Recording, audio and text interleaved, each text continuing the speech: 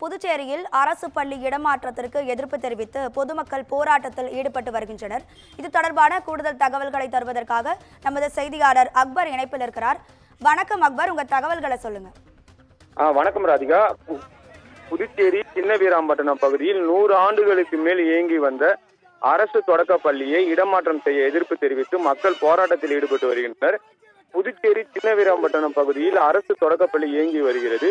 சுமார் 100 ஆண்டுகளுக்கு மேல் பழமை வாய்ந்த பள்ளிக்கூடம் இது. இப்பள்ளியில் LKG முதல் 5ஆம் வகுப்பு வரை செயல்பட்டு வரும் நிலையில் பள்ளியின் கட்டிடம் மிகவும் சேதமடைந்ததால் அப்பகுதி மக்கள் பள்ளியை நவீன முறையில் புதுப்பிக்க வேண்டும், பள்ளியை சின்ன வீராம்பட்டினம் அதே பகுதியில் மாற்று இடத்தில் நடத்த வேண்டும் எனவும் வலியுறுத்தியுள்ளனர்.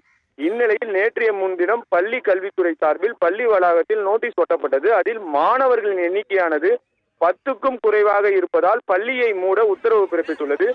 மேலும் பள்ளியில் பயிலும் மாணவர்களை வீராம்பட்டினம் அருகே உள்ள ஓடைவெளி அரசு பள்ளிக்கு நாளை திங்கட்கிழமை முதல் மாற்ற அறிவுறுத்தல் வழங்கியுள்ளனர்.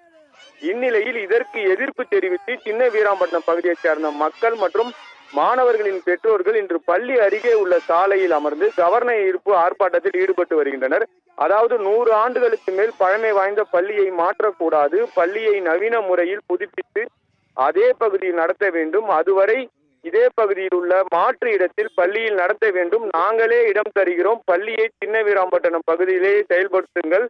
மேலும் ஓடைவெளி அரசு பள்ளி இங்கிருந்து 3 கிலோமீட்டர் தூரம் இருப்பதால் பேருந்து வசதியும் இல்லை என்பதாலும் மாணவர்கள் நடந்தே செல்ல வேண்டிய நிலை ஏற்படும். எனவே பள்ளியை மாற்றக்கூடாது என வலியுறுத்தி போராட்டத்தில் ஈடுபட்டு வருகின்றனர். இது குறித்து தகவல் அறிந்து வந்த காவல்துறையினர் போராட்டத்தில் ஈடுபட்ட பொதுமக்களிடம் பேச்சுவார்த்தை நடத்தினார்கள். ஆனாலும் பள்ளியை இடமாற்றம் செய்ய மாட்டோம் என அறிவிப்பு வந்தால் மட்டுமே போராட்டத்தை கைவிடுவோம் என தொடர்ந்து கூறி சாலையில் அமர்ந்து கோஷங்களை எழுப்பியவாறு போராட்டத்தில் ஈடுபட்டு வருகின்றார்கள். ராதிகா.